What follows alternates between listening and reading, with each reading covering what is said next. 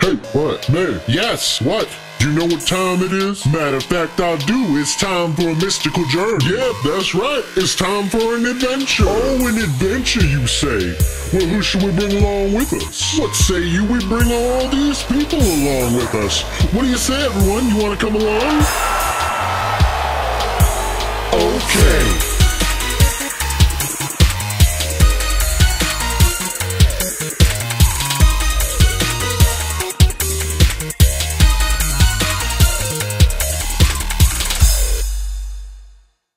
Welcome to the Game and Movie Empire show, presented by Fringe Radio.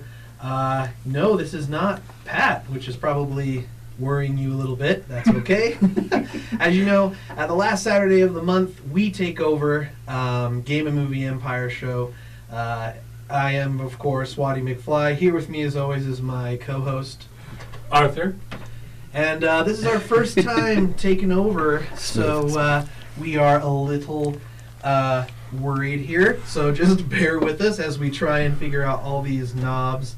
And there are a lot of knobs. There are a lot of knobs going on. Yeah, so we have a super awesome show for you tonight. First, we got to thank always Pat for coming up with this idea and letting us come on and do this show. We also got to thank the Inception Radio Network and all those that are listening at home. Remember that you can call in, and this show is going to rely heavily on your suggestions. A lot of you have already sent in tons of suggestions. We're really excited to share with that today because we're going to be doing a show about improv, where we don't, write anything down. All right. But remember, if you want to call in and want to talk about improv, I know a lot of awesome improvisers throughout the United States are listening right now. So if you want to call in and give your 2 cents, the local number, I'm doing great so far. The local number is 801-254-5855. Once again, that's 801-254-5855. And if you're national, the number is 1-888-919-2355. We also have the chat up and going over here. I say over here but you have no idea what I'm talking about. He's pointing to a computer. I'm pointing to a computer. I finally got a computer. So you can join on that, and that's on our Facebook. Just type JWATproductions.com. It'll take you right to our Facebook, and you can join the chat. Awesome. Well, enough about us. Let's talk about our awesome show. I brought on some really cool guests for us tonight, and I am so excited. Improv is something that's meant a lot to me growing up in my life. So it's pretty awesome that Pat let us have a show dedicated to improv and our local improvisers. So let's go ahead and get started. Let's start over here. So over here we have Andrew. Hey, how's it going, everybody? Yeah, well, I'm fine. Out there. Thanks for asking, you sweetheart. Oh, wonderful. The listeners can't see, but everybody here is holding hands. It's a very special moment. We're praying. There's a good vibe in this room. I like it. It's starting out so far. I'm Andrew Sprague. I'm with Crowdsource Comedy. We're a Salt Lake-based improv troupe. We do long form. A lot of cool stuff going on. We perform at 50 West, which is a club downtown in Salt Lake. We do there every Tuesday night. So that's kind of a little bit about us. Okay, awesome. And then over here we have Joe, our good friend Joe. You might remember him. We brought him on not too long ago. He kind of just filled in for us. He's very sexy, dare I say. That's my number one qualification for being here tonight. Because we're on the radio. Because we're on the radio. Right. Joe, tell us a little bit about your improv background and things like that. Well, sometimes I walk under freeway overpasses and I shout at cars. Okay, thank you. That's most of it lately. Sometimes I shout at clerks that ring up the... No, I don't know. Actually, I learned a lot of my long form from one of our upcoming guests here, Whoa. Jesse Parent. Although I don't blame him too much for my failures, because that was a long time ago and I absorbed very little of what I drank a lot back then. Yeah, yeah, me too. Anyway, good times. Geez, I don't know. Me and Waddy been on a troop.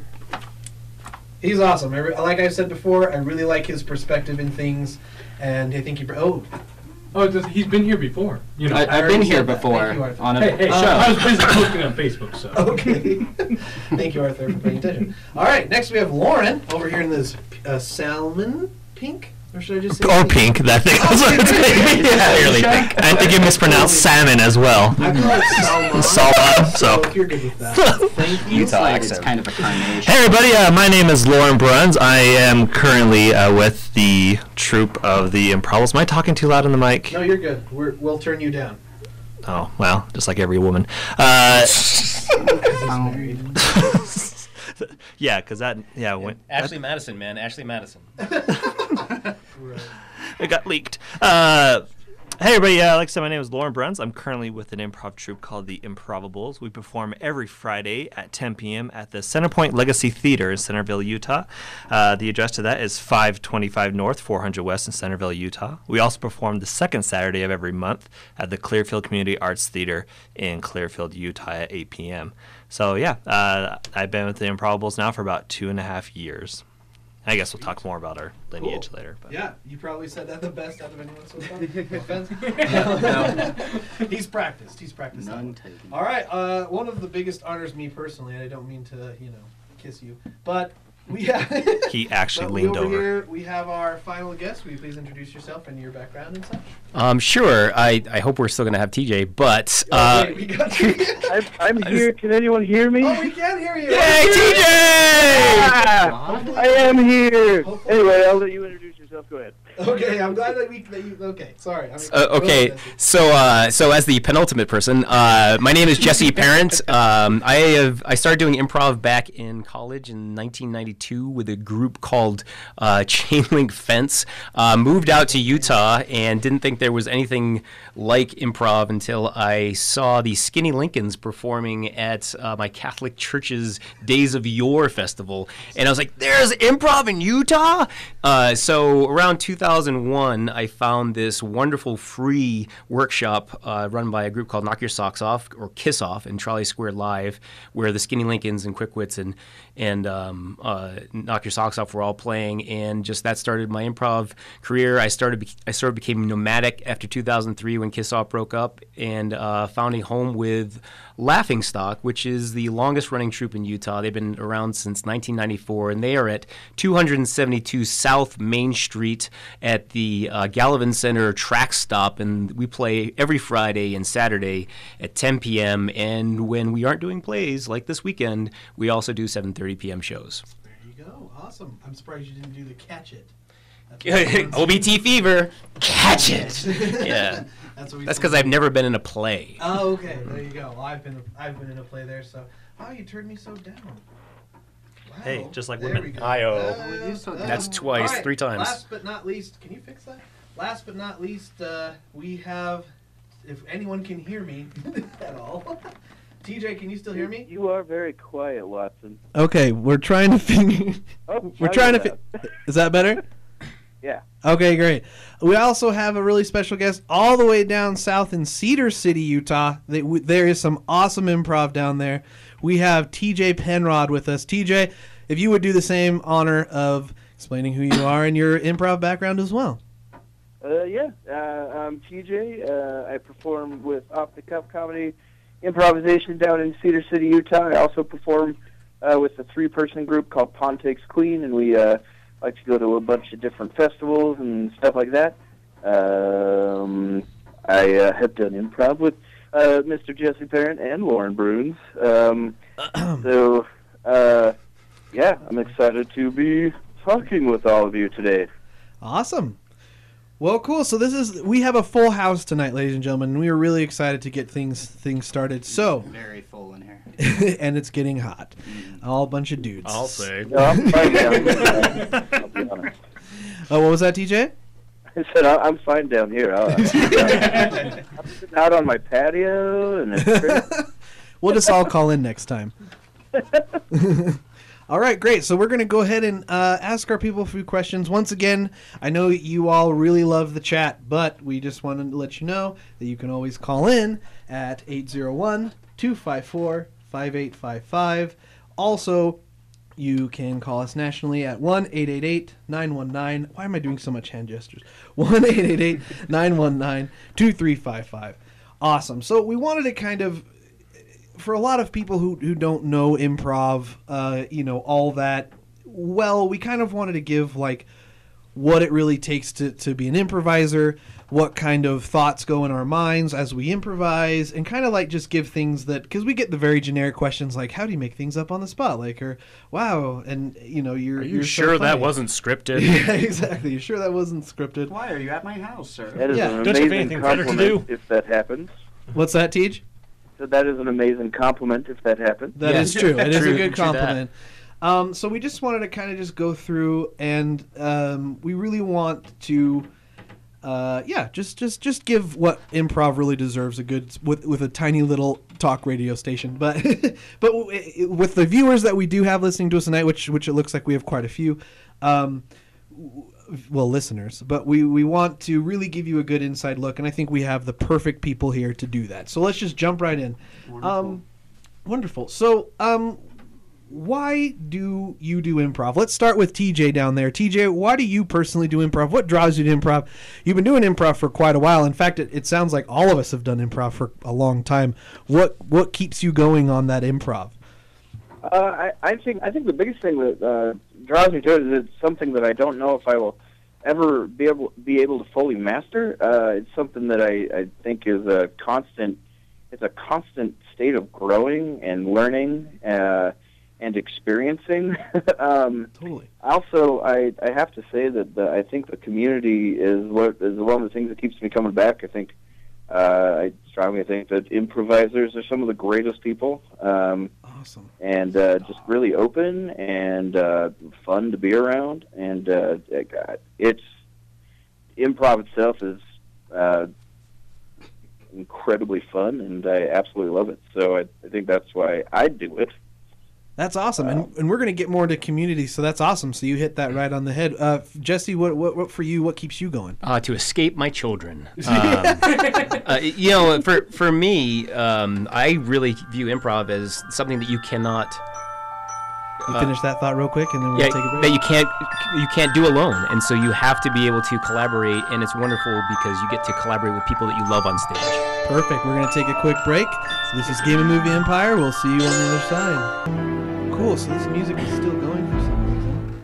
Oh, there it goes. That was quite abrupt. He does it quite better, but I have no idea how he does it. All right, well, Game and Movie Empire, we are right back on here with some improv awesomeness. We got rudely interrupted by, commercials, but they pay the bills. So. But we were having Jesse. So Jesse, if you could please let's jump right back into it. Sure. So as I was saying, I really enjoy the fact that improv is something that you can never create truly by yourself. You even solo improv artists have some sort of audience feedback. The other thing is portability. When you start getting into certain improv forums and it's like a pickup basketball game.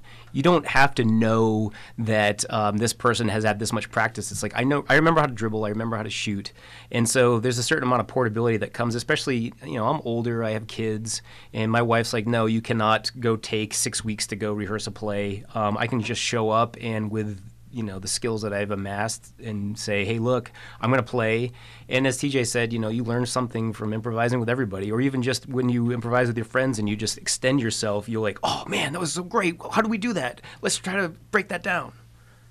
Totally. I think that's super awesome. That's something that I personally also enjoy, is that I have all of you guys here, and I don't even know Andrew really well at all, but I have complete confidence that we jump in and we could have a lot of fun. So awesome. Lauren, tell us a little bit for you.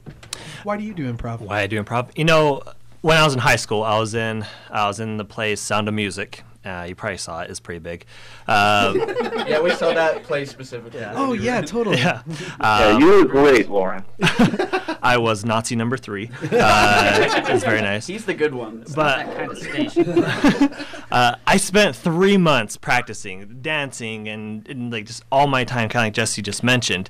And we did 5 nights performances, and then we were done. And I remember how close I got to everybody in that cast. And then I discovered Knock Your Socks Off Improv through Joe Rogan, and I just amazed that they created something there. And it sounds kind of lazy, but they created it without all the work. Imagine having that ability to, perform something but not have all that work. Now, I'm not saying improv is just anybody can just pick it up and easy. It does take a lot of work to be good at it.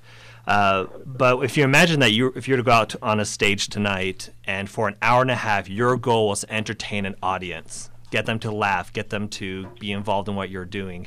I mean, you have to have a lot of trust with the people you go out with. And for me, that's what improv's done. It's forged some of my longest friendships. It's really, really helped me in my professional life as well.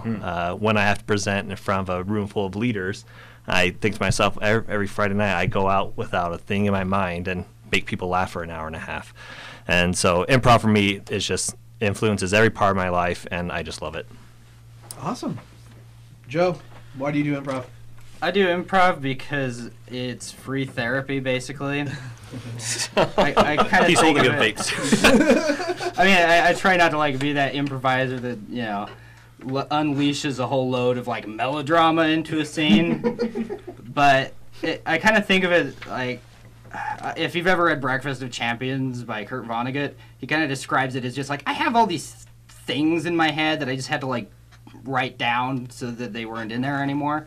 And that's kind of how I feel when I, go into an improv scene, is just what's rattling around that I don't have a place for in there. Blech. That's awesome. That's cool. I feel like that sometimes too. I get pretty frustrated if I haven't improved in a long time. Yeah, no comment. Joe's out. Joe's out getting a suggestion so give me something that your mom would say to you if you lived in her basement. Okay, thanks. Yeah, sounds like that reminds me. All right, Andrew, what do you got? Well, what I love about improv, other than the things that we talked about, is you're able to be yourself on stage. At least I know a lot of the improvisers. It's the only place that we can get our viewpoints out and our unique experiences, because one of my favorite improvisers, Matt Besser from UCB, talks about how even though we show up and we do improv, we don't need to perform for weeks and weeks in order to have this. Living an authentic and interesting life is how we're practicing, so we can bring all those unique viewpoints and experiences to these great scenes, so that way none of the scenes will ever be the same, because none of the people will ever perform the same way again. And for me, I mean, a lot of other people just yell at their husbands. That's how they get their experiences out. I'm able to do that in front of 150 people to get, those things out. But I think it's just so unique an opportunity to get out who you are on stage. If I can make a comment on that. So that's really true. I mean, I think when I first started doing improvisation, going out on stage and trying to make people laugh, it's a big struggle because you're afraid to show that part of yourself. Mm-hmm. Whereas the most seasoned improvisers, and I'm sorry how this is going to sound, but seasoned improvisers are used to exposing themselves. and I mean, they're really just, you lay your soul bare and you perform what's in there, like Joe said, and just that type of realness with your audience is such an amazing way to connect. The audience. Sorry, So you brought up Joe Rogan before, who started Knock Your Socks Off. He's sort of like the great granddaddy of long form in Utah. And so when we have a show called Joker and Jester that we do, that we tour around, and part of our show is to bring our lives on stage. We have a scene as ourselves. And like Del Close used to say, you wear yourself like a thin mask when you go on stage. So Andrew, I loved what you said, because when you bring yourself on stage, you'll never have that show again. You'll never have this mix of people and their lives and their history and whatever. And for example, Joe exposed the fact that I was going through marriage counseling in front of my parents when we did a show in Lowell, Massachusetts. It was like, all right. And then we did a musical montage of when he went through bankruptcy. And so it was like these very real, crazy moments that we just needed to exercise and get out there and say, hey, look, this is how we're dealing with these things that are going on in our lives that are not necessarily funny, but we're gonna level up. Yeah. Well, I like I'm gonna jump in here. I love the fact that everyone brings a unique point of view to the improv they do, and depending on what group of people you have together, I mean, you're gonna have a very different show, and the only thing that you bring to improv is you, and it's completely unique, and it's amazing and awesome to see just different styles of improv.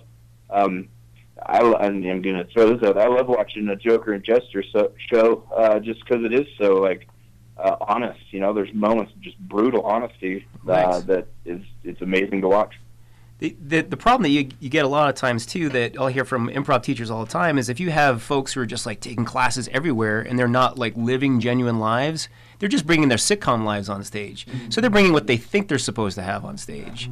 And so we used to teach this class good meta of just bringing yourself on stage in a raw way.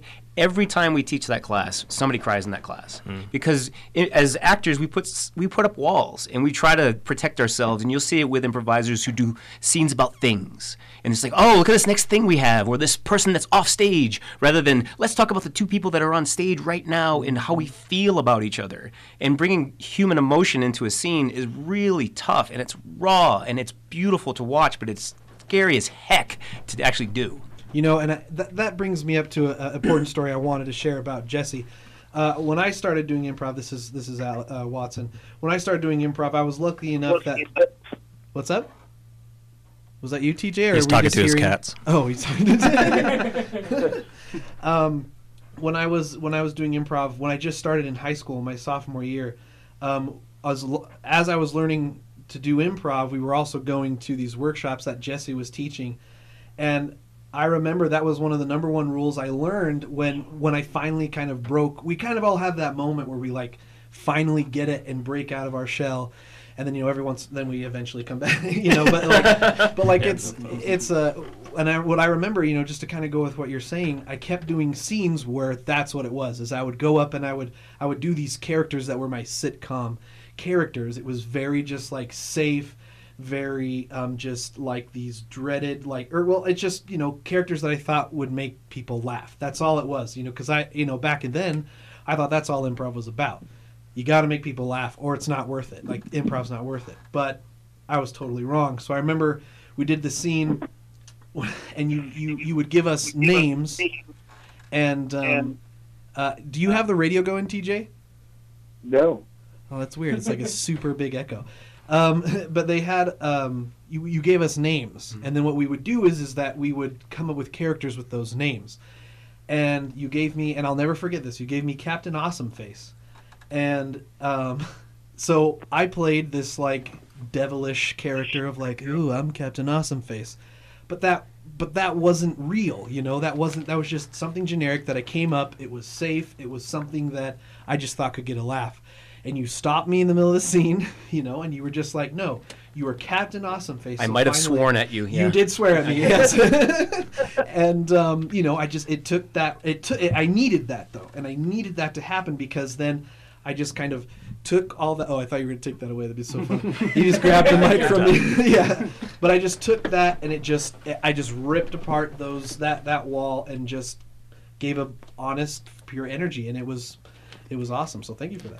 Yeah, I think that, this is Lauren, I think a lot of our listeners may be thinking, wow, this doesn't sound funny at all.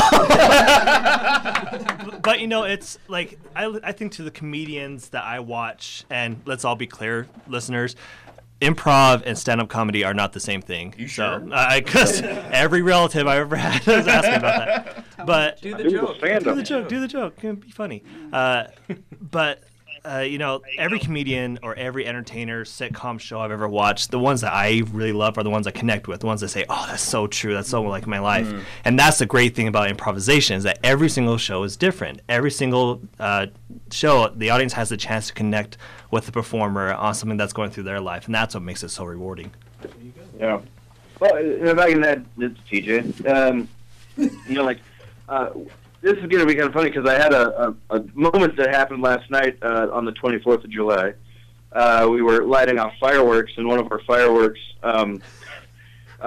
blew up and started shooting fireworks at everyone standing in the audience. And one of my friends, Josh Nichols, he was out here from Spectacles Improv Engine from the OC, and he said something that was really great, which was, because we recorded a video. If you want some entertainment, go to my Facebook page and watch it. But he said at that moment when that firework was hurtling towards him, nothing else mattered. At that moment, just that we were in danger. There was nothing going into it, like who we were or anything that came. It was that moment that mattered, and that's like improv, right? That the moment when we're doing improv. That moment is the moment that matters right now, right? Nothing else matters but this moment right here. And, now we have this story of this firework hurtling towards everyone, and we can all laugh about it. And that's kind of what improv is, those stories and those moments that you have with your friends, and you're hanging out and having a good time. And, it's a firework. Yeah, and correct me if I'm wrong, TJ, but isn't that the second time that's happened? Yeah, that's the second time we bought the same One more fireworks, time and it's a pattern. Different results, and it happened the same. Awesome. We had some really good stuff now. Let's move on to the next question.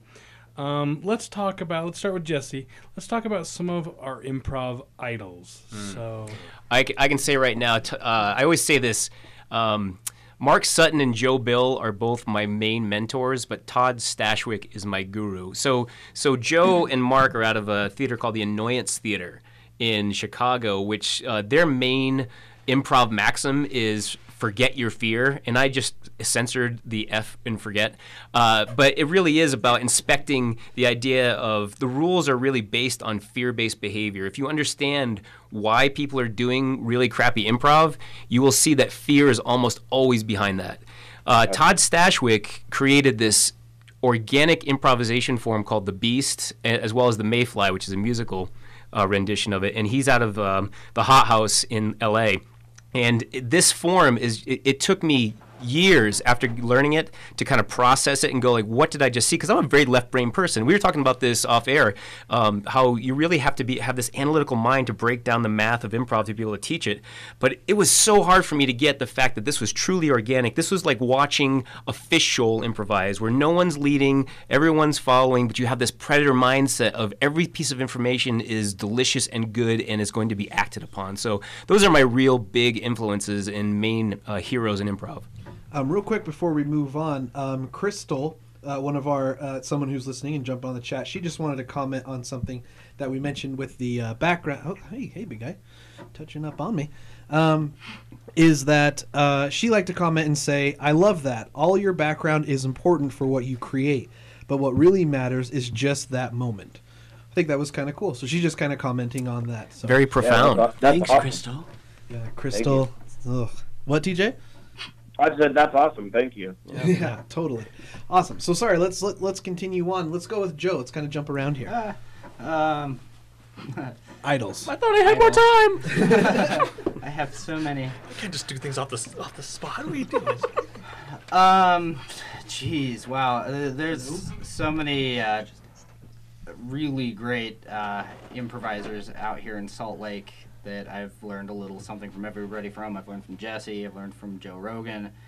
I've learned from Eric Jensen and the Laughing Stock guys. My idol, geez, that's tough. I listen to a lot of podcasts these days, and that really has opened up a whole new perspective on the different kinds of things that very high level improvisers do, and how many ways there are to be right about how to do improv, I guess. Yeah, I don't have anything more inspirational than that right now. No, that's just awesome. I'm inspired. Oh, great. So speaking of inspired, Andrew. Well, one of my favorite people, I mentioned him before, his name's Matt Besser.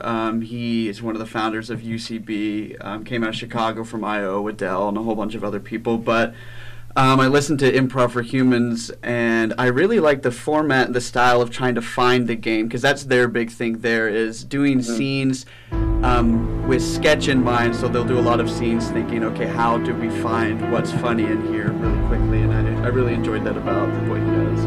Awesome. We'll come back to that. We'll hear from the other two. We're going to take a quick break, and we'll see you on the other side. To improv. I am the severed head of Walt Disney. And making people go deaf. Okay. So yeah, this is our first time using the soundboard, so sorry for if you can't hear us or if you can hear us too loudly. We're working on it. Anyway, so we're here with some improvers right now, and we're talking about who inspires us, who are the improv idols. Let's start with you, Lauren. Who are your improv idols? Oh, no, I mean, I'll just summarize. Matt was a really good guy, but as far as local people, I actually work with a few guys that were teaching me when I started. Craig Sorensen and Trevor Kelly, if you guys have heard of them or met them, but they were inspirational when I was doing comedy sports, and we kind of branched off and started doing our own long form. But it's kind of great when you can learn from the people that you're performing with. We all have so much to offer, so. Totally. Cool, thanks. Sorry about that. And thank you, Andrew. No, you're good. Lauren, go for it. Well, you always remember your first. So, for me, honestly, what started my improv was watching Whose Line Is It Anyway? Back when it was in its original generation, it was so good, and that's what got me into it. So to this day, one of my improv idols is Colin Mockery. His improvisation is so sharp. He's such a good human being and such a great man. More in the improv world, I love listening to podcasts, same as Joe. Jimmy Carrane's Improv Nerd is a great podcast. He does a really good job. Rachel Mason out of Chicago, her concept on what scenes are speak to me. Then in Utah, really all my idols are people I've learned from. So TJ and Wendy Penrod down in Cedar City, Ryan McLean down there as well. Up here, Chris Bodley up at Sasquatch Cowboy. He's one of my heroes. Greg and Danny Probst up in Logan, up at the Antics. Calvin Ditmore from Sasquatch Cowboy. Definitely a lot of heroes and a lot of idols that I still look up to. Cool. I guess that leaves you, TJ. What do you got for us? Oh man. Well, I have to definitely. If you have any more, most of them are taken. With Jesse Parent and Joe Rogan, kind of taught me all the groundwork. I started doing improv in high school, and then moved over to start taking workshops at Kiss Off when they're up there at Trolley Square, which is such a defining point for me, I think, and really took a lot of information from what they were saying, as well as Ryan LeConte is one of my big influences. Yeah. And now, James Grace right now is one of my big ones, and Craig Kukowski, and Daz Ariski. If you have seen a show by Daz Ariski, they're absolutely fantastic. And man, just really great. Nick Armstrong, Brian O'Connell, and then I think that as well as the people that I do improv with on a weekly basis, like my wife Wendy and Ryan Rev McLean, just a lot of people that are there, and I get to play with on a regular basis. I feel very lucky to have such an awesome team and to be part of such an awesome community. I think that the Utah community is really great, and I'm really happy to be part of it. Something that I want to really emphasize here is I love how passionate that you guys are about, and I really want to. I love that we have this. I mean, some of these people that we've explained, they don't live close to us, yet we learn so much from them. But then yet there's people that do live close to us, and we learn so much from them. I think that's something that's awesome about improv is you can learn from people all over the world. You can learn from people just right in your backyard, and you can learn from people who have a lot of experience of improv and have very little improv. And I just want to throw my little 2 cents. One of my big idols is Neil Flynn and Beer Shark Mice. I love Beer Shark Mice and almost every single member on there, and I got to see them not too long ago. And their timing, their group mind is something that I just wish that. I mean, I have had with a few troops, but when you see something with them and how they can pick up on everything that they do is just phenomenal, and their pattern and their callbacks, it's just great. Is that what Dave Keckner is? He in that group? Mm-hmm. Yeah, I believe so. He's coming in November, actually. That's great. Yeah, we're going to try to get him to do some improv, so that would be awesome. Don't even tease me right now. I know, right? I do want to talk about, just for a second, the amount of times that Trolley Square Live's been mentioned and Knock Your Socks Off with. And so Joseph Kyle Rogan, when he first started to try to bring longform into the mindset of Utah, I mean, we were nobody. And he would, it's wonderful to have folks who will go out and learn at centers. But that always became the sucky part, is that people would leave.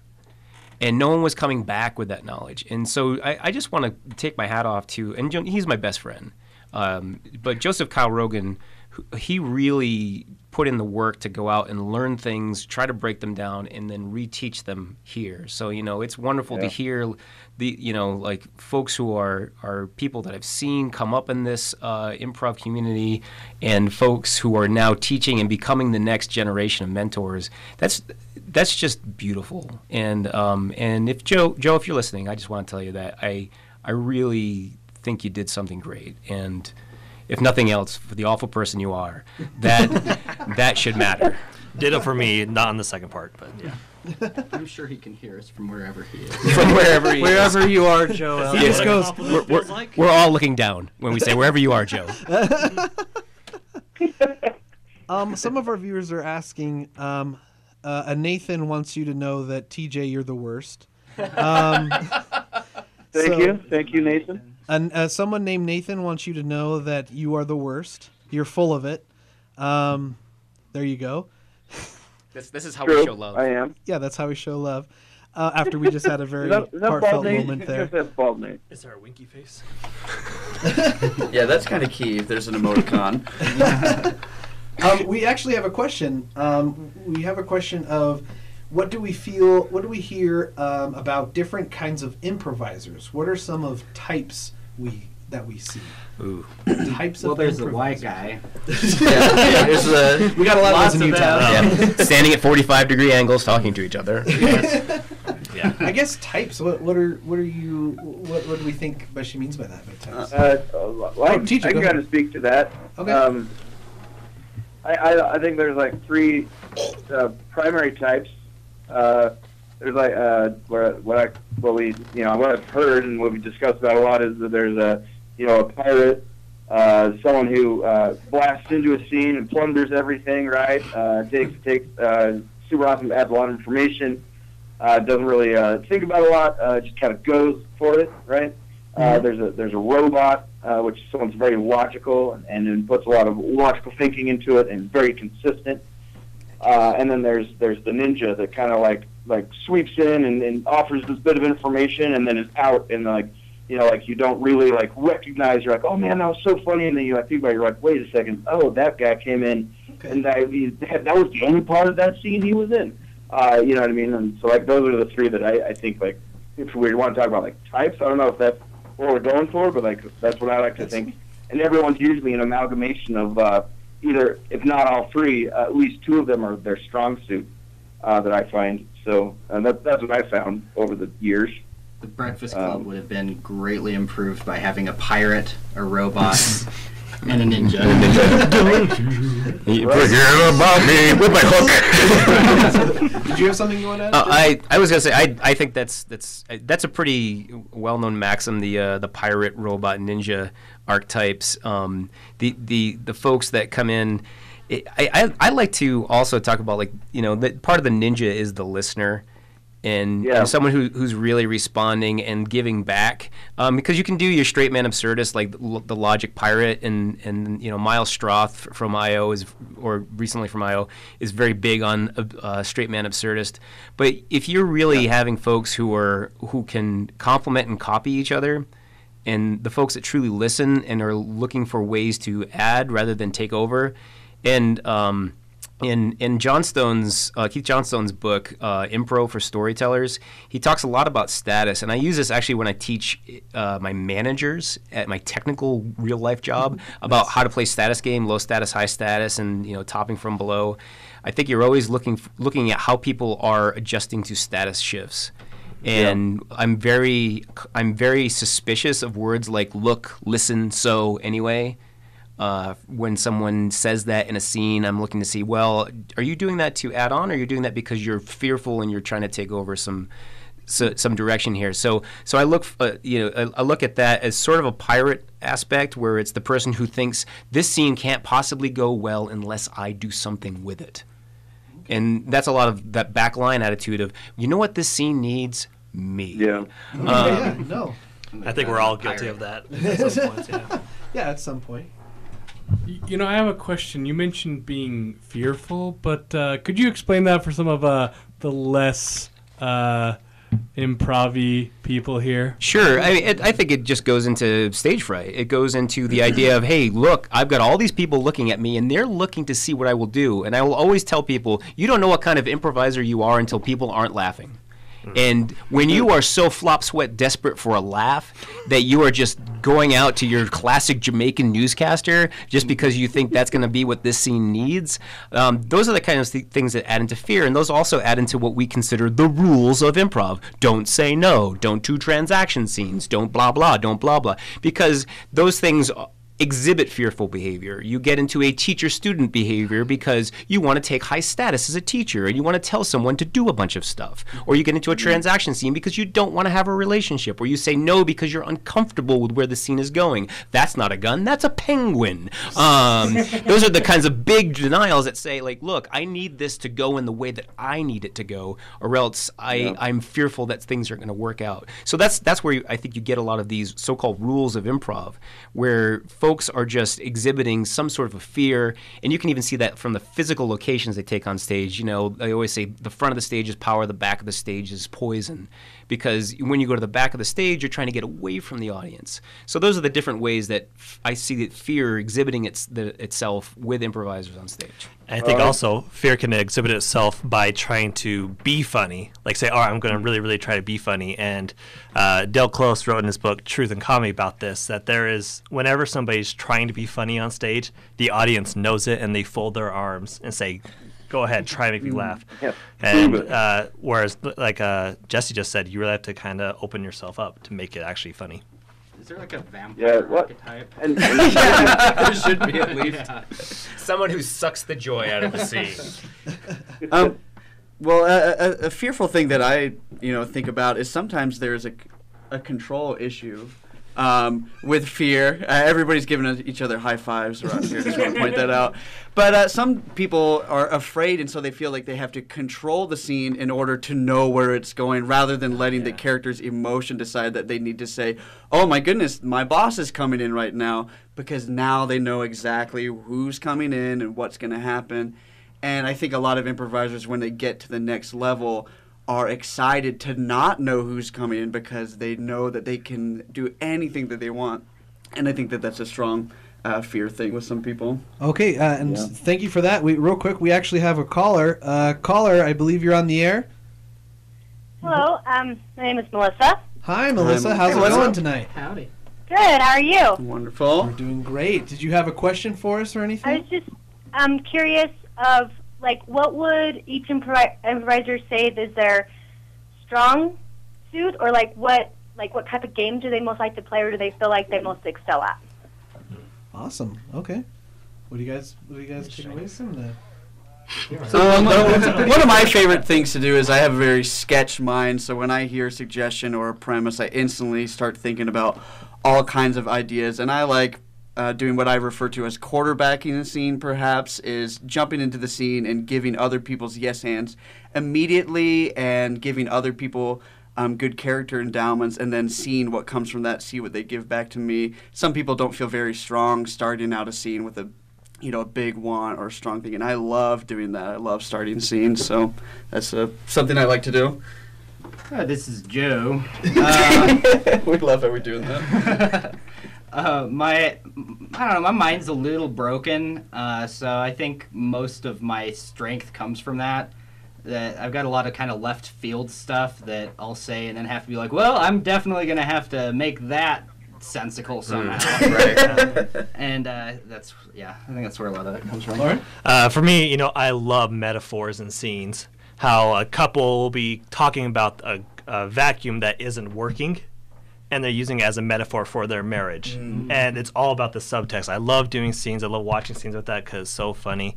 If you want to talk about games, some of my favorite games is like Mumbling Movie Murder Mystery or Chain Murder, just that short form game. I could play that all day long. Jesse? I'm a big fan of the Mumbling Movie Murder Mystery as well. I from a scene work perspective, I like pantomime. I like to do something that progresses the scene without having to talk about it. A lot of show don't tell. As well as I'd like to engage in a relationship with the person that I'm on stage with. If there's something where they're like, oh, this is preposterous, I want to make it be about, I feel this about you, and I want this to come out.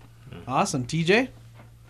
Oh, yeah, I think one of my favorite, kind of styles to play is the very, conversational, for example, in my my group Pontics Queen, we do a 30-minute mono scene is what we like pride ourselves on doing, and what I love about that is the exploration that can happen, and like kind of what happens when you get past that like 2, 3, 4, 5 minute mark of what we can do and what we can like really kind of think about, and like really kind of get into the characters of like what this is and exist in this world that we're making up as we go. And some of those conversations, I'm like really looking for the shiny object in a scene. Like all of a sudden someone will bring something up, and it's like we think the scene's going this way, and then all of a sudden like someone just says something that's kind of off the wall or off kilter, or just like, and we kind of decide to like deviate this way for a little while, and then we'll get back to the scene and kind of explore it that way. So it's like, but yeah, like kind of more like conversational slow play is what I really like. Cool. Awesome. So, hey, TJ, this is Jesse. So, would you think of that shiny object aspect as maybe game of scene, like Upright Citizen Brigade kind of game of scene aspect? Maybe, yeah. Like I think like kind of like that, yeah. Like where you might find something, and again, like what I'm talking about is like when we're in a scene and like all of a sudden like we have like the through line of like we're like assassins sitting in a doctor's office, right? And all of a sudden someone brings up the idea of that they're a game of the scene necessarily, but it's like that object that kind of like leads us. And I think what I was getting into, I'm going to give an example. Like we did a show where we were 3 assassins sitting in a doctor's office, right? And one of us brought up that we were really afraid of blood, and so then we had like a big discussion on like, oh man, like explain that more, like let's follow that tangent for a little bit about like what does it mean to be an assassin and be afraid of blood? Like how can you be afraid of blood? So it was like us kind of figuring that out and like really kind of following that. And then it was like, oh yeah, we are now back on our regular track of what this is. If that makes sense. And I think like the shiny object is like could be the game, right? Although I see game more as like being like in just my philosophy is like more like the relationship between the characters on stage. And I'm not talking about like with like brother or sister or anything like that, like husband and wife, but like more of like what the relationship, what is it between these two characters that is the why that we're watching the scene, and kind of what I see. I don't know if that answers that question. Well, it does. I mean, I've definitely heard game of scene explained as like the first interesting thing, or something. Yeah, I've heard that too. Like the first interesting thing, the thing that you notice makes the audience laugh, or that you find you're like, ooh, I'm going to zero in on that. So yeah. Okay, cool. Thanks. All right, awesome. So I believe TJ, we're going to have to say goodbye to you, correct? Yeah, I unfortunately got to go, but I've had a super awesome time. Yeah, it was great having you. Great to talk to all you guys. Much love. See you later. We love you, TJ. Please, if you guys are ever around Cedar City, go see Off the Cuff on Fridays, correct? Fridays at 10 o'clock p.m., and then Thursdays at 8, we do an Armando show. Oh, nice. Ooh, awesome. Well, thank you so much, TJ, and have a safe night. Watch out for them fireworks. You guys have fun. Okay. Thanks, buddy. Right for us. Awesome. Well, great. So now we're going to do something awesome, something that I've been, ever since Pat gave us the opportunity to do a show of our own of Game and Movie Empire, I really wanted to do an improv themed show like we're doing, but I also wanted to actually do improv on the radio. I thought that would be super fun to do. So we are going to do that. We are going to do a long form type game for you all. You sent in some awesome suggestions. I'm going to go with the very most common one that we got. Gynecologist. Yes. Miley Cyrus. Miley Cyrus. I was about to say something bad. I'm here with all my buddies, so it's kind of fun to. But the suggestion we got was video game. So what we're going to do is we're just going to kind of feel that, play around with that word, and we're going to jump into some things. I don't want to explain it too much because I feel like you're a smart audience. You'll get it. You'll feel the funness, unless you feel there's anything you want to explain before. We're just going to have some fun because it's radio. We're going to do like some Foley art. We're going to do some scene work. So just recognize that we're all professionals here, and we're looking to have fun with each other. Awesome. Yeah. You said it before, and you'll say it again. Yeah. And have fun with each other. Also, we're going to be interrupted by commercials, so we will have fun getting to that, and we will try and spot them as much as possible. They're supposed to play music so that we know they're going into them, but awesome. So the most suggested thing we got, and I'm going to close this so I don't get too distracted. If you wouldn't mind kind of just keeping an eye. The number one suggestion we got was video game. Video game. Okay. Video game is our suggestion, so we're going to get started. Yo,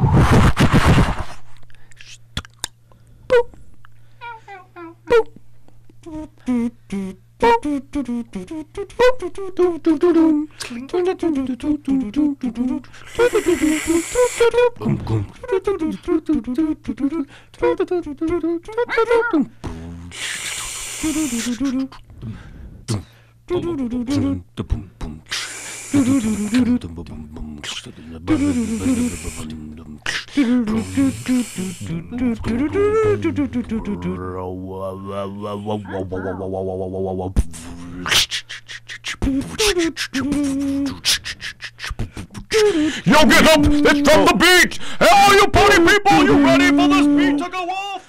Yeah. Trap beat.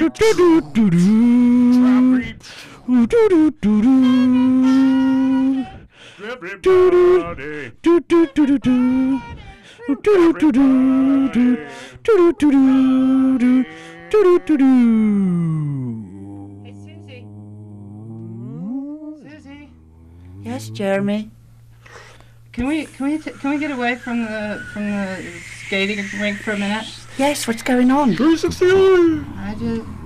I wanted to talk to you for a minute. Jeremy, are you nervous about skating? Couple skate, everyone. Come on, we've got to go on. They've got pictures. No, it's just. I mean, I can skate okay. I just I'm kind of nervous about holding your hand. Oh, Jeremy, is that all that you're worried about? Well, go on. Hold my hand now. All to you. How does it feel? It's sweaty. It's sweaty. Doesn't that make you feel confident? And I'm a woman and my body sweats just like yours? No. Feel the back of it. It's destroying my worldview. Yes. It's changing the way you think. The way I feel.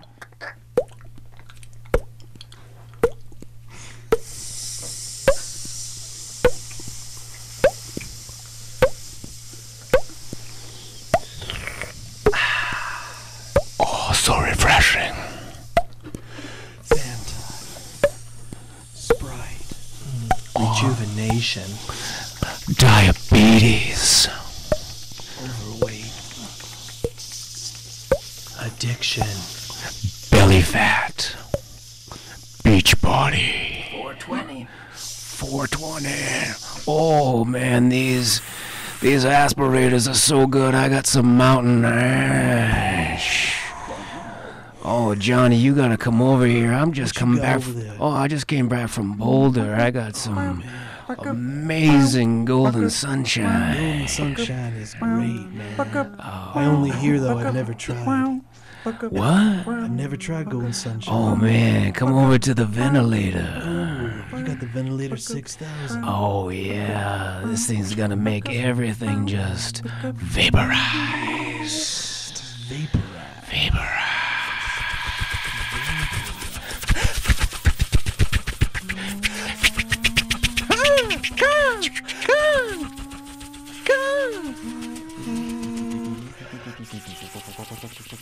T-minus 3 minutes and counting. I'm so nervous. Houston, do you copy? I'm right here. I'm right here for you, Captain. Just whatever you need, I will do. 5, 4. Wait. What is it? What is it? What? Hold on, I can't do this. What do you mean you can't do this? Blast off. There's too many things I have. Oh, I'm so sorry.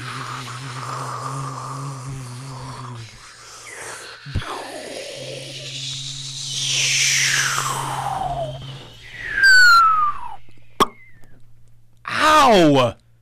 Oh, hey, you beat me again. Oh, man. No, you can't beat me in Mario. You know that's like Mario's my game. Well, don't hit me when I beat you. Well, that'll teach you a lesson, okay? Wait, what? Not to be excellent? To strive for mediocrity? Yes.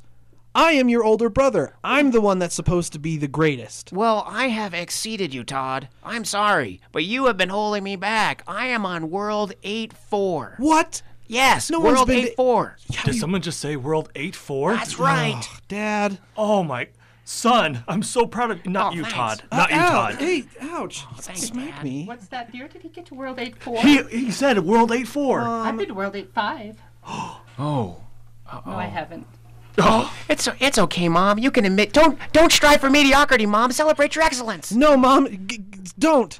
Todd, have you taken out the garbage yet? No. Oh, that's what you're good at, Todd. Excel. But Mom, come over here. I need you to be Luigi. Oh, well, okay. By my two favorite family members. Oh, Dad, thanks for all this. Well, I'll go take out the trash. Later, when he goes, he takes out the trash. Hey, kid. Hey, psst, over here. Yes? Hey, I saw you playing video games inside. Yeah? You want to learn how to get better? Who are you, sir? Yeah, exactly. Who am I? Doom, doom, doom. Come over here. You ever heard of the only banned video gamer that's been banned on every console that's ever been made? Dun, dun, dun. I mean, are you talking about... You're not Fred Durst? I am Fred Durst. That's Fred my Durst. handle. I started back when AOL was huge, and I just kept with it. Fred Durst. I saw you struggling there with your brother. I did. I was. I'm gonna give you some help. Please. There's a montage of him teaching him all the video game skills. Up, down, left, right. A, B, A, B. I just can't do it. You've done it. I You've did. learned everything that I could teach you. Now get back in there and show your brother what's what. I'm gonna go back to the window and watch you guys. Hey. Oh, son. Thanks, Dad. I'm glad that you laugh at all my excellent jokes. I'm glad you're all here. You What? may have forgotten Wait. about me. Oh, Yeah, hey, who are it's you? Todd. I'm going to show you something awesome. But before I do that, we're going to take a commercial break. We'll be right back. We'll see you on the other side. Gosh, Todd. Todd, you're amazing. What have we overlooked this whole time, Dad? I don't know. But Rod. No, that's Todd, Dad. Todd. Yes. It's like I'm seeing you for the first time. It's like I felt alive for the first time. But you know what? I'm leaving on my own. But I feel like I'm just really getting to know you. Pack up everything.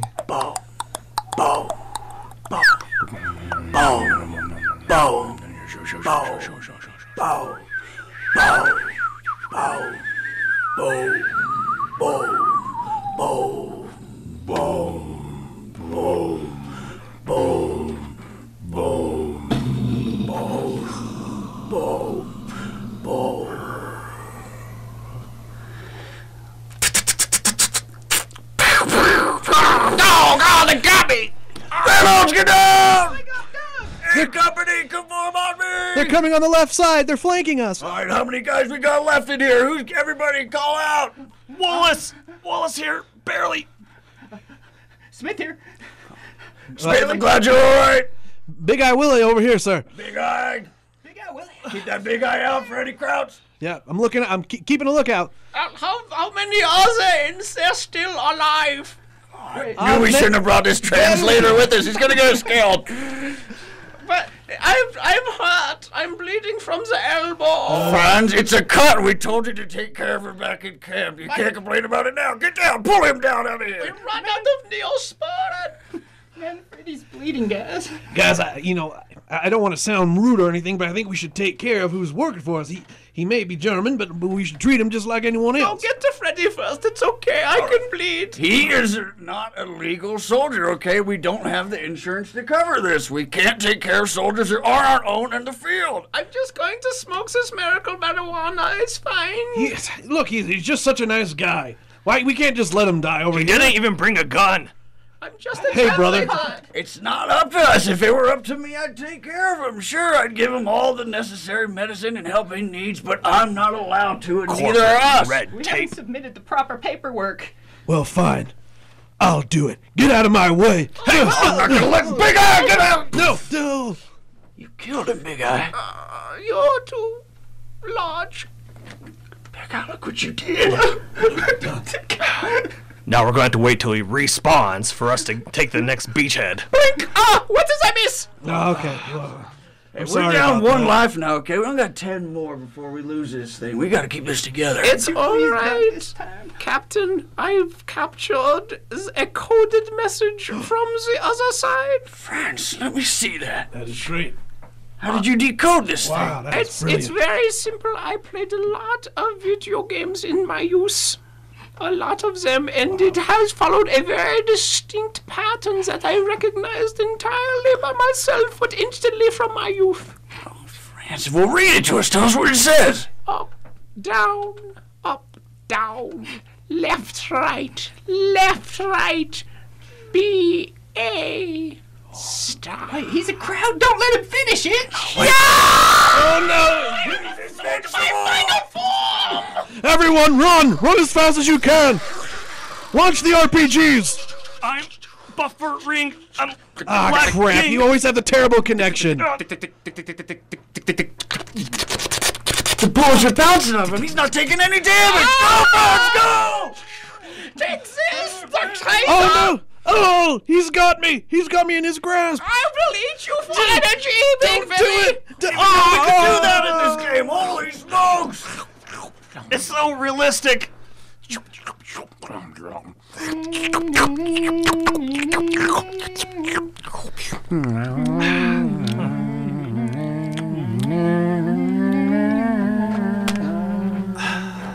Bing bong bong bong. Bong bong bong bong bong bong bong bong bong.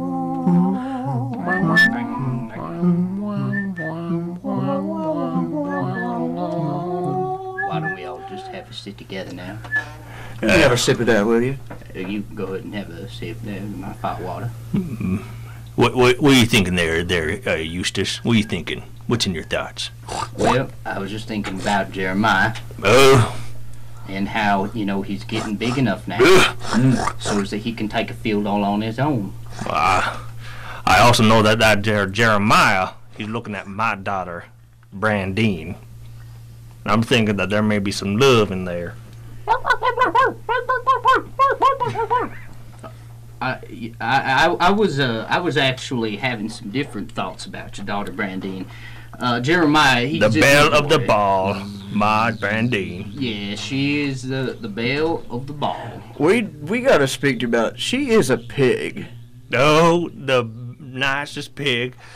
Hair as clean as corn silk. Yeah, she is the cleanest pig I've ever seen. But we are worried that you're just throwing her in all kinds of competitions and trying to get her married off. And she is a literal pig. Well, it goes in the family. I remember when I won the 1953 Blue Ribbon County Fair. Welcome. Yes, welcome. The 1953. There's three of us here. Well, we're all announcers, but we have not any pigs because we're all just announcers. So the only pig that has entered the competition is awarded the blue ribbon. There you go, sir. Oh my goodness, this is the best day of my life. Out of all of the people that arrived, you are the only one that brought a pig. So congratulations, you literally have the best pig. Aw. We all remember that. Oh, it was great. They said I was the only one around. And they says out of all the pigs that were brought, and there were a lot of pigs that were brought, mind you.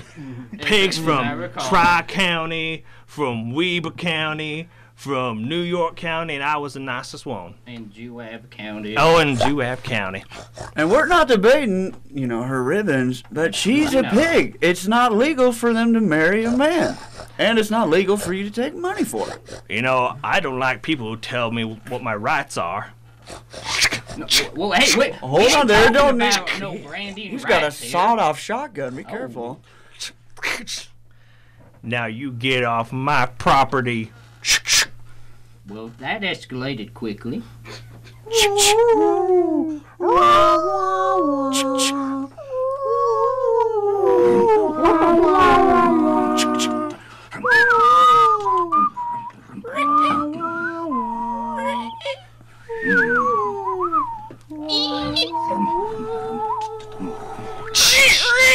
Concert, I heard there was a Hatfield come into town in this saloon. Reveal yourself, villain. Hello. Oh, Hatfield, I see that you have ventured into the town of Wedgwood. And I see that you have found me. After 3 years of hiding, you have found where I've been hidden. Oh. Now, I don't want any problems in this here saloon, you Can it, hear? Lenny? Okay. Yeah, we got a lot of bad blood here with the Hatfields and the I get you Smithsons. guys some drinks. We told you shut up. Fuzzy Navel. Fuzzy Navel coming up. Oh, that is great aim. You shot him right in the knee, and it shattered. That's right. I could sense his ceramic knee. Hatfield, we're gonna go out and have us a duel. Well, after you, ladies first. Oh, that's the last time you insult a Smithson, Hatfield. Did someone say ladies? Oh. Oh. Well. Hello. Well, let me take off my chapeau. Now you two, you gonna leave our school marm alone, all right, Lenny? Can it? Yeah, Lenny. Okay. He's talking to this lovely lady. What's your name, lovely lady? My name is B. Yeah, well, your new last name is Smithson, B. I'd give you a B plus. What is I love that? the educational talk that you do. No, don't strive for mediocrity. You can get an I am A plus. a school mom. No. I like that. You are just settling. Don't settle. Don't settle for second best. B, come over here. I think we need to take a moment and have our duel after me and this fine woman go out for some nice restaurant, Western type barbecue. Oh, I love the Westward. It's the nicest place in town. A restaurant montage ensues. Would you like to hear our specials? I love rulers. They're my favorite object of schooling. How about that barbed wire fence? That's so new. Desserts on the house. Oh, thank you. Don't worry, we'll keep this restaurant open just for you. Yeah. We arrive at their doorstep. Well, B, it's the last night here. Oh, but I don't think I could ever be with a man who might die tomorrow. I very well might. But B, if there's one thing I've learned tonight, it's that risks are for yellows. And I think I'm going to go and apologize to that man and come back and marry you and start a proper family. And we're going to have a whole bunch of chitlins? Yes, chitlins. Chitlins and dogs and house hens and outside hens and all that. Oh, my goodness. Oh. The next day at noon. Hey, where are you? Where are you out there? I'm right here. Lenny, get. Oh, sorry. Lenny. Ah, Hatfield. Hello. How was your date last night? I didn't see your update on OkCupid. Well, it went mighty well. Listen, I'm going to get straight to the point. What is it, Hatfield? You ready to die and slap leather? Wait. No. I'm afraid my heart doesn't belong with a bullet in it because my heart belongs to another. Oh, is it B? It's B. Oh, you took her from me. No. The feud is renewed. Listen to me. She's out there waiting for me back at home. She has her own house. I'm tired of living on the prairie land, and I want to have a house of my own. We're gonna have chitlins. Chitlins? Well, you two gonna get to do a little what? We want to see some killing, don't we, folks? It's ladies' night at the saloon. Oh no, the Western equivalent of the YouTube comments have spoken. Get to killing or get to apologizing. First, I want to say some lady parts. A tumbleweed dances across their path.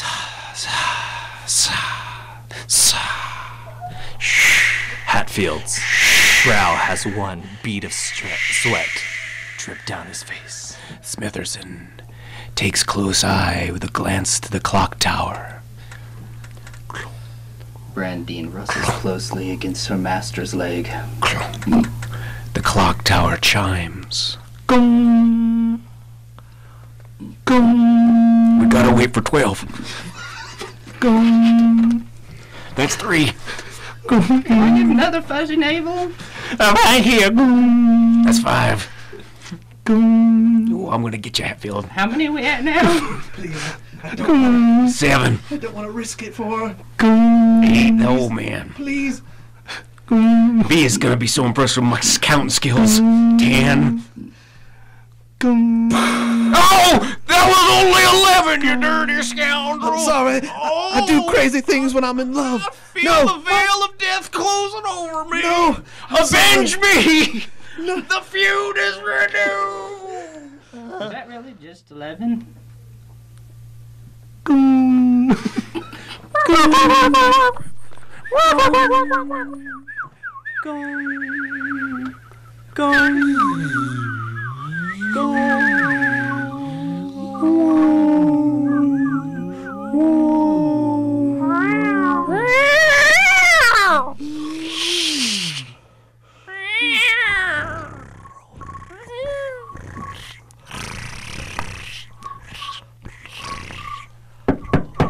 Ma'am, open up. We know you got the cats inside, and we got a warrant to get them out. You gonna get me when my spine comes through the back of my paper-thin skin. Mrs. Sanders, we do this with you every April, and I'm not going to do it again. Well, you need to it's come no- unlock the door. It's no April Fools. I got a fully loaded arsenal behind these doors. Mrs. Sanderson, you've threatened that before. I have a warrant from a judge in the area. We're going to come inside and bash this door down if you don't open it. You take that warrant and you bring it back to the judge and you tell him to roll it up and smoke it until it's a fine ashy powder and then grind that powder into some sort of graphite pencil and then sign himself a warrant for his own buttocks because that's where he'll find his head and I ain't opening the door. Mrs. Sanders, you told me that exact same thing every single time that I come here. I am not going to tell the judge that. You need to open this door and let those cats go to a good home. You can't have 75 cats. I've got 76. There was a we only baby. have a warrant for 75, so you can leave 2 of them. Well, that seemed awful specific. Okay, I'm going to go back to my van, but we will be back. We don't know. I'm so lonely. Team, how do we get inside there? She said to me the exact same thing. I'm not going to read it to you because you know. Actually, zoning ordinance approach. I mean, I don't. She is very old. She's 93 years old. I think if we kick her door in, it's just going to scare her, and who knows what she's capable of. We've got to figure out a good approach. I'm afraid. I'm going to be scared. Well, what should we do? I mean, we don't really have anything. These cats need to get out of there by today. We don't know what condition that they're in. What about cat scratch fever? Yeah, no, that's a thing. No, explain that to me. I've never heard that. Like kittens when they use a like a litter box and they get really dirty paws, they can transmit bacteria in their scratches, and cat scratches are very severe. You get infection. Reynolds, I am so glad that they moved you into the field. Yeah. Congratulations. Yeah, so catch and scream. I have no idea what you were doing in human resources. Yeah, well, I have a lot of time on the internet. I subscribe to a lot of books and also sites that are about cat scratch fever. Ooh. Have you tried that Audible? Oh yeah! Oh my gosh, Audible's so good. Audible is so amazing. Good. But yeah, we don't want to get Netflix? cat. What? Netflix? Who hasn't? That's a stupid question. Oh my gosh. Yeah. So every time we come out here, we discuss these things. I canceled have my something cable. fresh. Never looked back. So what I'm saying, Sarge, is that hey, look, if a cat looks at us, we should take that as a threat and just go in guns blazing. Okay, so you think that we should just kick the door down and go after Mrs. Sanders? Yeah, there's a lot of dangerous cats in there. I mean, we could get infection. Okay, well, load up. We're gonna need everything we have. Make sure you get both rocket launchers. What? Are you coming back already? No, man, we're gonna do everything peaceful. All right, because I've got these kittens and they're awful. Find out what happens next. See you on the other side. Working! It's working! What? You brought a talisman to my home? You don't do this any of the other years you've been here. I learned this year. Secret message. Now forever you will remain inside! Oh, you learned my secret, the ancient kitten burial ground. The house buckles in on itself. We hear the screaming of 75 cats going into a different dimension.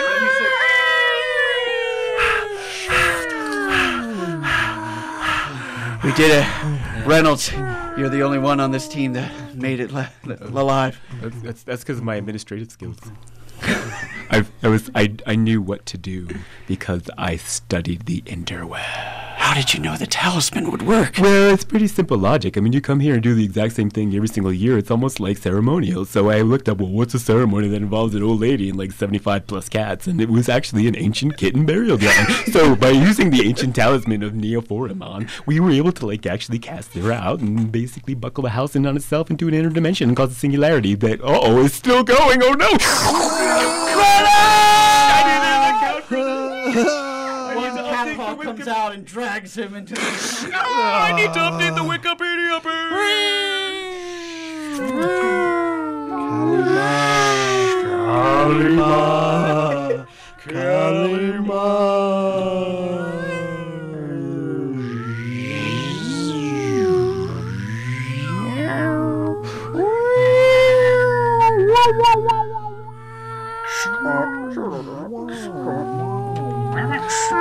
Come again.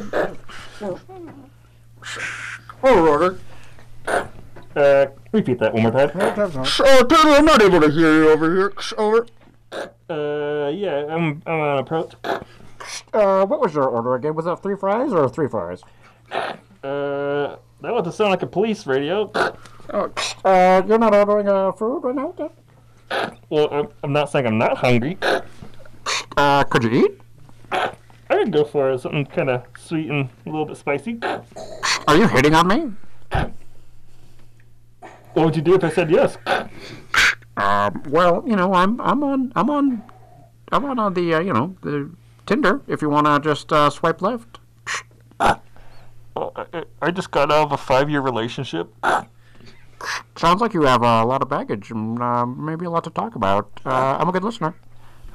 Well, she was afraid that I couldn't commit, but she's the one who dumped me. So who's really afraid of commitment? Over. You know what? It is over. When you said that, it just became real. I'm sorry that I have to be so blunt and delineating in this the beginning of our relationship. But it's built on a strong foundation, which is more than my last relationship was. I'm sorry. I just had to come and see you in person. I needed the barrier of that intercom to be gone between us. My name's Paul. I'm Sydney. Hi, Sydney. Paul, it sounds like you have a lot that you've just gone through, and I want to be here for you. It's just been so long since I've been able to open up to someone. Well, here's this Shamrock Shake. I hope this helps. They're in season right now, and they're limited edition. Oh my gosh, you just sucked that right up. You are done. I use food to fill that hole. Oh, here. I have 3 French fries in my pocket. I have them. We see the moon come up and the sun go down and the sun come up and the moon and these two are talking for what seems forever. And we come back to their conversation. Paul, wow, I've never seen anybody go through scrambled eggs like that. You're the one. I'm swiping left. Really? I'm swiping left on this ball. You're the one. Proximity is everything. I can trust again? Well, about that. Well, Paul, I don't actually work here. I've got a really good credit with this restaurant, and I didn't want to deceive you and make you think that you had access to all this food for your feelings, and not realize that actually I'm at the end of my account. I've spent all this money just to get to know you better. These days with the moon and the sun just going past. Wait a minute. That sounds a lot like what my ex used to say. Oh, Wait. No, don't. Angela! Oh, you've discovered me, Paul. Why would you do this to me? I just wanted to get back at you for how you left things. You broke me, then built me up, then broke me again. Yes, you'll make someone a fine mate. I have Darwinized you for the dating world. Hey, Angela, you done in there yet? I'm done breaking this one. It's up to the next one to finish him.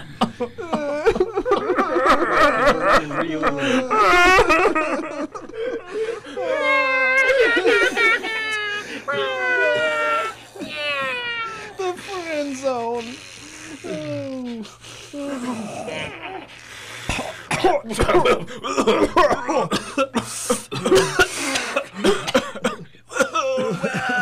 Give me another cigarette. Oh, no. No, it's menthol. No! I only smoke Camels. Come on. I've got one in the bag.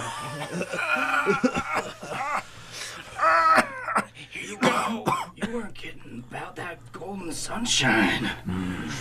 Oh, it gets you every time. I tell you, it's the nicest thing this side of the Rocky Mountains.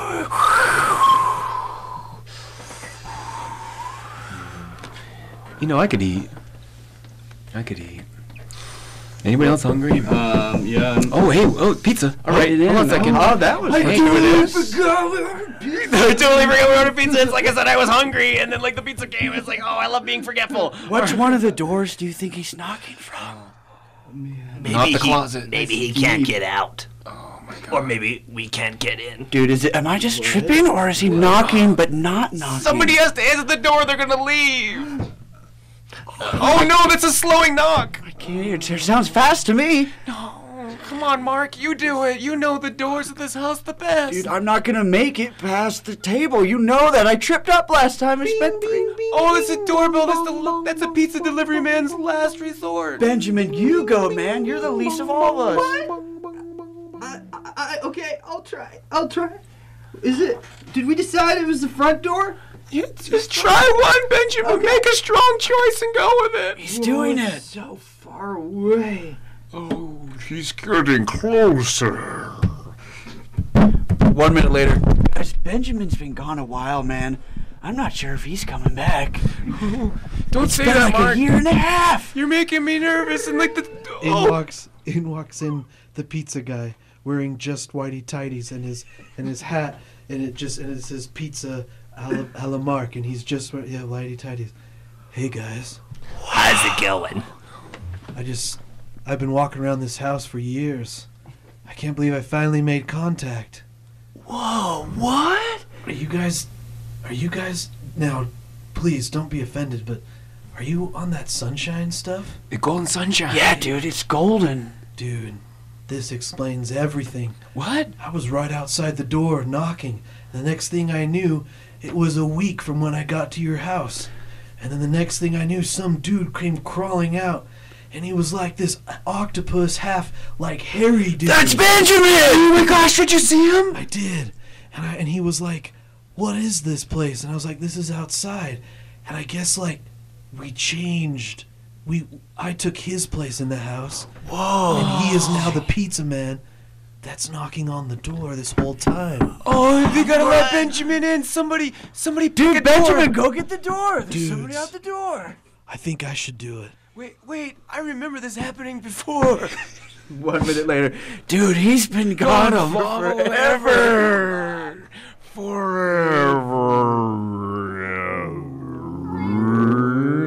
I see skies of blue, red roses too.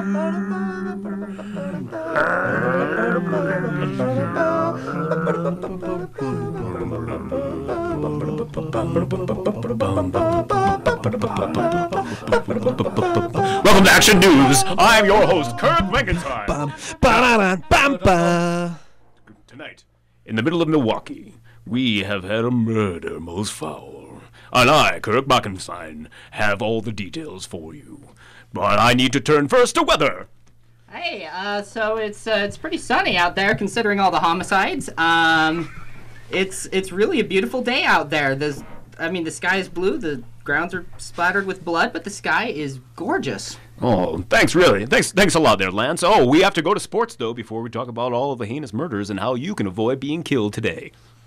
Oh, hey, it's Champsley here with this weekend sport. We got a lot of golf going on this weekend, so if you're not interested in golf, go outside. All right, that's a great way to avoid murder. Thanks, champ. Also, our man on the street, we're going to go to get some commentary on all the murdering that's happening outside on the sidewalk right now. Hi, I can barely hear you with all the homicides going on right now, but I'm dead!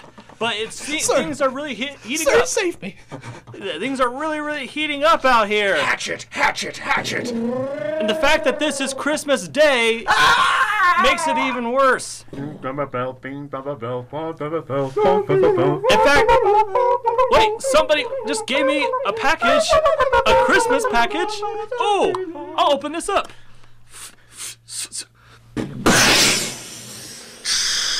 And that was our man literally all over the streets. It is raining blood. Oh, thanks. That's a great commentary. Oh man, our weatherman is always here with the next quip. Now, back to you. As soon as we come back from this commercial break, we'll tell you how to avoid those murders that are occurring right now. Have you tried new Oreos? They're double stuffed and stuffed doubly for your pleasure. Dunk that Oreo in a glass of milk and experience something only the gods have. Ask your doctor about Oreo Viagra. I want to bathe in this. And we're back. I've been killed. But the sky is beautiful. Sky's blue. Roses too. All right, everybody. That was our improv. I decided to end it 5 minutes early because I wanted to just, I want to kind of send one final off. Let's kind of talk about what just happened for a little bit. I think so. We only can take about. Let's kind of take about 2 minutes to talk about it, and then I kind of want to get you guys to have your final send-offs and things like that. So. Let's kind of talk about that scene. We always, and just for you out there for don't know improv, usually after scenes or workshops or even some troops, they'll do a show, then they come back and talk about it. So we'll just kind of talk about it a little bit. What are some fun things about that? I said this at the beginning. I really love just kind of like coming in and you just come with an inherent trust in everybody's skills, and everybody just kind of goes, you know what, that just happened. Let's just feed into the. There are a few moments where you make a decision, and someone else has broadened that decision into something that you weren't anticipating. You're like, you know what, that's better. Let's follow that and make that wonderful. Yeah. We created like 4 or 5 scenes from 2 words: video games. Mm-hmm. Sorry. Yeah, and it's so true. Like in improv, the best idea always wins, but it's not a competition. That's the weird thing about it. It's not a competition at all. It's just like natural selection, right? It really is, and you take the strongest idea and you make it work, and everybody kind of says, hey, look, I hear this very insistent sound. Instead of trying to talk over the sound, let's adopt and modify that sound and figure out what this is. And a lot of these are transforms, so we're really getting inspired by each other on the spot and saying, what does this make me think of? Yeah, definitely. Yeah, and so for the listeners, you hear a lot of like noises in between. One of the great things about improv, it really is just like a sandbox or like a thing of Play-Doh, where literally you just plunge your hands in, get them dirty, and then you just form something, and you go to your scene partner and say, "This is what I got when I think of this." Totally. Just so you guys know, really quick, we're getting a lot of praise from the chat and some emails and stuff. So. Cool. This is a bunch of an applause, so we can get. So, thank you everyone who listened. What are some things that we liked? What are some things that we kind of kept in mind here? And then we got to be quick because then we got to get I was really trying to look for ways to stay out of the scene and ways to come into the scene, and just looking for who's in this? Okay, maybe I don't need to be here. That maybe the scene just needs less of me, or let's have some fun. Like we've never done this together as a group too, so having like the balance. I mean, like when you play with a group for a while, you have a really natural sense of like, okay, somebody's probably going to come in here, and like What was we don't crazy, have that. Yeah, sorry. Finish your thought. Oh yeah, just that. Yeah, like what was crazy is like I knocked on the door during that scene, the sunshine scene, which we brought back, and I in my mind I was like pizza guy, and like you totally picked that up and was like pizza guy's here, like that's group mind. Psychic. Yeah, okay, yeah, we're group mind. and the idea, just the simple idea of like we can't, someone has to go do it, but it is impossible. Like making that was awesome. And you know, and going a little bit even supernatural. I love a good heightening into the ridiculous. You know, of just saying like, hey, look, let's turn this into not just, you know, big stakes, but let's make them into ridiculous stakes.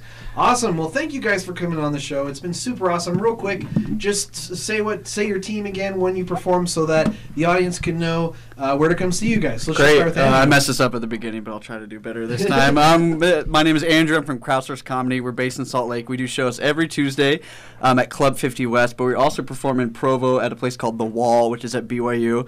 That is August 14th.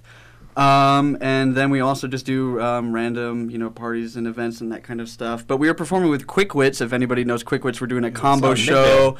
Yeah, on Midvale. I think it is the 8th. The 8th, the Saturday at 10 o'clock. So if anybody's in the area, come check that out. I think it's going to be the same ticket price, but you just get double the show. So check that out. I'm Joe Marchand, and I've been kind of discorporated lately in freelance improv, but I don't know, we might get things going again sometime soon. I'll let you know. Great. He has an awesome podcast. Hopefully he's going to get finished. How's it going? I've started. And I want it done. I'll let you know. All right. Awesome. Lauren? Hey, so yeah, I'm with the troupe called the Improvables. We perform every Friday at 10 p.m. at the Centerpoint Legacy Theater in Centerville, Utah. That's 525 North, 400 West. We perform at 10 p.m. and then what?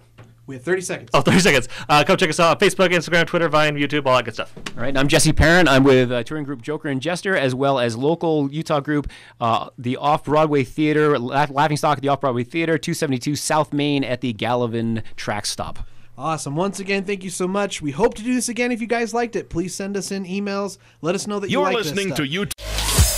Oh man, does that music mean what I think it means? Afraid so, compadre. Oh man, I wish we could do this every month. Every month, you say? Well then you're in luck. We can!